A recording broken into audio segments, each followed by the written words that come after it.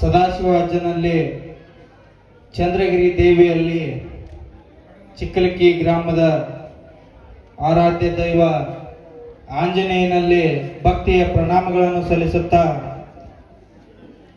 ವೇದಿಕೆ ಮೇಲೆ ಆಸೀನರಿರುವ ಎಲ್ಲ ಗಣ್ಯರಿಗೂ ಹಾಗೂ ಸಮಸ್ತ ಚಿಕ್ಕಲಕ್ಕಿ ಗ್ರಾಮಸ್ಥರಿಗೂ ಶರಣು ಶರಣಾರ್ಥಿಗಳನ್ನು ಸಲ್ಲಿಸುತ್ತಾ ಇವತ್ತಿನ ದಿವಸ ಪ್ರತಿ ವರ್ಷದಂತೆ ಈ ವರ್ಷವೂ ಕೂಡ ಚಿಕ್ಕಲಕ್ಕಿ ಗ್ರಾಮದಲ್ಲಿ ಅದ್ದೂರಿಯಾಗಿ ವಿಜೃಂಭಣೆಯಿಂದ ಕಾರ್ಯಕ್ರಮಗಳು ನಡೆಯುತ್ತಿದ್ದು, ವರ್ಷದಿಂದ ವರ್ಷಕ್ಕೆ ಅವರು ಉತ್ತಮ ರೀತಿಯಲ್ಲಿ ಎತ್ತರಕ್ಕೆ ಏರುತ್ತಿದ್ದಾರಂದ್ರೆ ತಪ್ಪಾಗ್ತಿಲ್ಲ. ಯಾಕಂದ್ರ ಈ ವರ್ಷ ಸಾಕಷ್ಟು ಕಾರ್ಯಕ್ರಮಗಳನ್ನು ಹಮ್ಮಿಕೊಂಡಾರ. ಹಗ್ಗ ಜಗ್ಗೋದ್ರ ಮೂಲಕ ತಮ್ಮ ಶಕ್ತಿ ಪ್ರದರ್ಶನವನ್ನು ಮಾಡ್ಯಾರು. ಹಾಗೆ ನಾಟಕ ಮಾಡೋದ್ರ ಮೂಲಕ ತಮ್ಮ ಕಲೆಯನ್ನ ಸುತ್ತಮುತ್ತಲಿನ ಗ್ರಾಮಕ್ಕೆ ತೋರ್ಪಡಿಸ್ಯಾರು. ಈ ಗ್ರಾಮದ ಯುವಕರು ಬರೀ ಮೊಬೈಲ್ಗಷ್ಟ ಸೀಮಿತ ಅಲ್ಲ, ಏನೇ ಅನ್ವೇಷಣೆ ಬರಲಿ, ಯಾವುದೇ ಹೊಸದಾದ ಅನ್ವೇಷಣೆ ಬರಲಿ, ಅದನ್ನ ಮೊದಲು ತಾವು ಕೂಡ ಅದನ್ನ ಮಾಡಿ ತೋರಿಸುವಂತ ಯುವಕರು ಚಿಕ್ಕಲಕ್ಕಿ ಗ್ರಾಮದವರು. ಯಾಕಂದ್ರೆ ಬಹಳಷ್ಟು ಹತ್ತಿರದಿಂದ ನೋಡಿ ಚಿಕ್ಕಲಕ್ಕಿ ಗ್ರಾಮದ ಯುವಕರನ್ನ ಬಹಳ ಆಕ್ಟಿವ್ ಇರ್ತಾರೋ. ಎಲ್ಲ ಕ್ರೀಡೆ ಆಗಿರ್ಬೋದು, ಸಾಂಸ್ಕೃತಿಕ ಆಗಿರ್ಬೋದು, ಎಲ್ಲದರಲ್ಲೂ ನಾ ಮುಂದು ಅಂತ ಹೇಳಿ ಇರ್ತಾರೋ. ಹಾಗೆ ಇವತ್ತಿನ ದಿವಸ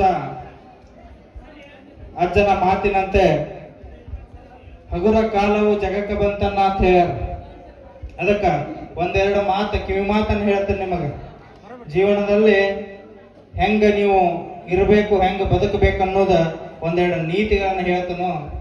ಸಾಕಷ್ಟು ತಾಯಂದಿರು ಹಿರಿಯರು ಇಲ್ಲಿ ನೆರೆದಿರಿ. ತಾಯಂದ್ರಿಗೆ ಹೇಳ್ಬೇಕಂದ್ರ ಸಾಕಷ್ಟು ದೇವರಿಗೆ, ಎಷ್ಟೋ ದೇವಾದಿಗಳಿಗೆ ಹರಕೆ ಹೊತ್ತ ಮಕ್ಕಳನ್ನು ಹಡೆದಿರ್ತೀರಿ, ಎಷ್ಟೋ ವ್ರತಗಳನ್ನು ಮಾಡಿರ್ತೀರಿ, ಎಷ್ಟೋ ಪೂಜೆಯನ್ನು ಮಾಡಿರ್ತೀರಿ. ಆದ್ರೆ ಇವತ್ತಿನ ದಿವಸ ನೀವು ವಿದ್ಯಾಭ್ಯಾಸವನ್ನು ಮಾಡಿಸಿ ಲಕ್ಷಗಟ್ಟಲೆ ಖರ್ಚು ಮಾಡಿ ಶಿಕ್ಷಣವನ್ನು ಕೊಡಿಸಿ ಹಾಸ್ಟೆಲ್ದಾಗ ಇಟ್ಟು ಸಾಲಿ ಕಲಿಸಿರ್ತೀರಿ. ಇವತ್ತಿನ ದಿವಸ ಆ ಮಕ್ಕಳು ನಿಮ್ಮನ್ನು ಓದ್ ಹಾಸ್ಟೆಲ್ದಾಗ ಇಡುವಂತ ಸಂದರ್ಭ ಬರಾಕತ್ತಾವ. ಸಾಕಷ್ಟು ದಿನ ಈಗ ಮುಂಚೆ ಇದ್ದಿದ್ದಿಲ್ಲ, ಈಗ ವೃದ್ಧಾಶ್ರಮಗಳು ಜಾಸ್ತಿ ಆಗಕತ್ತಾವ ಸಿಟಿಗಳೊಳಗ. ಯಾಕಪ್ಪ ಅಂದ್ರ ಅವ್ರಿಗೆ ಏನು ಕಡಿಮೆ ಇತ್ತಪ್ಪ ಅಂದ್ರೆ ಈಗಿನ ಯುವಕರಿಗೆ ಅವ್ರ ವಿದ್ಯಾಭ್ಯಾಸ ಎಲ್ಲ ಕೊಟ್ಟಿರ್ತೀರಿ, ಎಲ್ಲ ಅವರು ಬುದ್ಧಿ ಒಳಗೆ ಹೆಚ್ಚಿರ್ತಾರ. ಆದ್ರೆ ಅವ್ರಿಗೆ ಜೀವನದಲ್ಲಿ ಹೆಂಗ ಬದುಕಬೇಕು ಅನ್ನೋದು ಸಂಸ್ಕಾರ ಇರಂಗಿಲ್ಲ. ಅವ್ರಿಗೆ ಸಂಸ್ಕಾರದ ಕೊರತೆ ಇರ್ತದೆ. ಅದನ್ನ ಅವ್ರಿಗೆ ಎಲ್ಲಿ ನೀಡಬೇಕು ಅಂದ್ರ ನೀವು ನಿಮ್ಮ ಮನೆಯೊಳಗೆ ಕಲಿಸ್ಬೇಕು. ಸಂಸ್ಕಾರವನ್ನು ಹೆಂಗ ಬದುಕಬೇಕು, 4 ಮಂದಿಯಾಗ ಹೆಂಗ ಇರಬೇಕು, ಊರ ಜಾತ್ರೆ, ಊರ ದೇವರಿಗೆ ಹೆಂಗ ನಡ್ಕೋಬೇಕು, ಇಂಥ ನಾಟಕ ಕಾರ್ಯಕ್ರಮಗಳಿಗೆ ಪಾಲ್ಗೊಳಕ್ ಹೇಳ್ಬೇಕು ಅವ್ರಿಗೆ. ಯಾಕಪ್ಪ ಅಂದ್ರ ಈ ನಾಟಕ ಒಳಗ ಎರಡೂ ತರ ಇರ್ತತಿ, ಒಳ್ಳೆಯದು ಇರ್ತತಿ, ಕೆಟ್ಟದ್ದು ಇರ್ತತಿ. ಅವ್ರಿಗೆ ಒಳ್ಳೆಯದನ್ನ ಅವ್ರ ಜೀವನದಲ್ಲಿ ರೂಢಿಸ್ಕೊಂಡು ಕೆಟ್ಟದ್ದನ್ನ ಇಲ್ಲೇ ಬಿಟ್ಟು ಹೋಗಂತ ಹೇಳ್ಬೇಕು ಅವ್ರು. ಅದಕ್ಕ ಅಜ್ಜನ ಮಾತಿನಂತೆ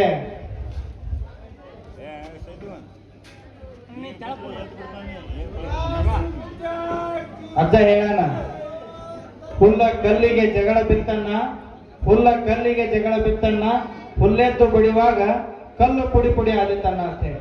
ಅದಕ್ಕ ಏನಿದ್ರ ಅರ್ಥ ಅಂದ್ರ, ನಾ ಹೆಚ್ಚು ನೀ ಕಡಿಮೆ, ನಾ ಬಡವ ನೀ ಶ್ರೀಮಂತ, ನಾ ಶ್ರೀಮಂತ ನೀ ಬಡವ, ನಾ ಬಲಿಷ್ಠ ನೀ ದುರ್ಬಲ ಅನ್ನೋದು ತಾರತಮ್ಯ ಮಾಡಬೇಡ್ರಿ.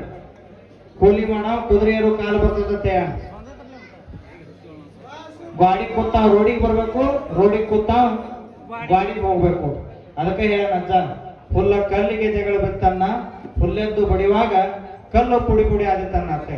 ಯಾರು ಅವ್ ಸಾಮಾನ್ಯ ತಿಳ್ಕೊಬೇಡ್ರಿ. ಅವ್ ಮುಂದೊಂದ್ ದಿನ ಬಹಳ ಎತ್ತರಕ್ಕೇರಿ ನಿಲ್ಲುವಂತ ಮನುಷ್ಯ ಹಾಕಣ ಈಗಿನ ಕಾಲ ಅಂತ ಅದೈತಿ.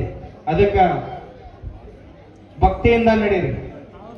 ನಿಮ್ಮನ್ನ ಕಾಯಬೇಕಾಗಿದ್ದ ಅವ್ರು ನಮ್ ಜೋಡಿ ಇರ್ಲಿಲ್ಲ, ಇವ್ರು ನಮ್ ಜೋಡಿ ಇಲ್ಲ, ಅವಂಗ ಸಹಾಯ ಮಾಡೀನಿ, ಅವ್ನು ನನ್ನ ಜೋಡಿನ ಇರ್ತಿದ್ದ, ಈಗ ನನಗೆ ವಿರೋಧ ಅದ ಅನ್ನೋದು ಬಿಡ್ರಿ. ಯಾಕಪ್ಪ ಅಂದ್ರೆ ನಿಮ್ ಜೊತೆ ಇರ್ಬೇಕಾಗಿತ್ತು ಯಾರಪ್ಪ ಅಂದ್ರೆ ದೇವ್ರು ಇರ್ಬೇಕಾಗಿತ್ತು ನಿಮ್ ಜೋಡಿ. ನಿಮ್ಮನ್ನ ಕೈ ಹಿಡಿ ಕಾಪಾಡ ಯಾರಪ್ಪ ಅಂದ್ರೆ ದೇವ್ರ. ನಿಮ್ಮನ್ನ ಒಮ್ಮೆ ದೇವ್ರ ಕೈ ಬಿಟ್ಟಪ್ಪ ಅಂದ್ರ ಯಾರು ಎಷ್ಟ ಮೇಲತ್ತಾಕ್ ಹೋದ್ರು ಮ್ಯಾಲ ಬರಾಕ್ ಸಾಧ್ಯ ಇಲ್ಲ. ಒಮ್ಮೆ ದೇವ್ರ ಕೈ ಬಿಟ್ಟಪ್ಪ ಅಂದ್ರೆ ನಿಮ್ಮನ್ನ ಯಾರೇ ಎಷ್ಟೇ ಪ್ರಯತ್ನ ಮಾಡಿದ್ರು ನೀವು ಮ್ಯಾಲ ಹೇಳಕ್ ಸಾಧ್ಯ ಇಲ್ಲ. ಆದ್ರ ದೇವ್ರು ಒಮ್ಮೆ ಕೈ ಹಿಡಿದಪ್ಪ ಅಂದ್ರೆ ನಿಮ್ಮನ್ನ ಯಾರು ಎಷ್ಟ ತುಳಿದ್ರು ನೀವು ಕೆಳಗೆ ಹೋಗುದಿಲ್ಲ. ಅದಕ್ಕ ನೀವು ಬಲವಾದ ನಂಬಿಕೆ ನೀಡ್ರಿ. ಬಬಲಾಜಾಗ ದಾನ ಧರ್ಮ ಪರೋಪಕಾರ ಮಾಡ್ರಿ. ಮುಂದಿನ ದಿನಮಾನಗಳು ಬಹಳ ಸೂಕ್ಷ್ಮ ಬರುವುದಾವು. ಈಗ ಏನಂದಿರ ಇದೊಂದು ನೀವು ಪುಣ್ಯ ಭೂಮಿಯಲ್ಲಿದ್ದೀರಿ. ಯಾಕಪ್ಪ ಅಂದ್ರ ಮುಂದೆ ಎಂತ ದಿನ ಬರ್ತಾವಂದ್ರ ಈ ಕಲಿಯುಗದ ಅಂತ್ಯಕ್ಕ ಈ ಎಷ್ಟು ವರ್ಷ ಬದುಕ್ತಾರಂದ್ರ ಮನುಷ್ಯರು 70 ವರ್ಷ 80 ವರ್ಷ 60 ವರ್ಷ ಬದುಕ್ತಾರೆ. ಈಗ ಮೊದಲು ಹಿರಿಯರು 100 ವರ್ಷದ ಬದುಕ್ತಿದ್ರು, 90 95 ವರ್ಷ ಬದುಕ್ತಿದ್ರು. ಈಗ ನಮ್ಮ ವಯಸ್ಸು ಎಷ್ಟೈತೆ ಅಂತಂದ್ರ 70 80 60 ಇಷ್ಟ ಐತಿ. ಹಂಗ ಇದು ಹಿಂಗ ಕಡಿಮೆ ಹಾಕೋತ ಕಲಿಯುಗದ ಅಂತ್ಯಕ್ಕ 20 ವರ್ಷಕ್ಕೆ ಬಂದ್ ನಿಂದಿರ್ತದ. ಅದಕ್ಕ ಸಾಕಷ್ಟು ಸೂಕ್ಷ್ಮ ದಿನಮಾನಗಳು ಮುಂದೆ ಬರುವುದಾವು. ಅದಕ್ಕ ನೀವೆಲ್ಲರೂ ಕೂಡ ಭಕ್ತಿಯಿಂದ ನಡೀರಿ. ಅಜ್ಜನ ಆಶೀರ್ವಾದ ನಿಮ್ಮ ಮೇಲಿರ್ತತಿ. ಚಿಕ್ಕಲಗಿ ಗ್ರಾಮದ ಮೇಲೆ ಸದಾಕಾಲ ಇರ್ತತಿ. ಯುವಕರು ಇವತ್ತಿನ ದಿವಸ ವಿಜೃಂಭಣೆಯಿಂದ ನಾಟಕವನ್ನು ಹಮ್ಮಿಕೊಂಡಾರ.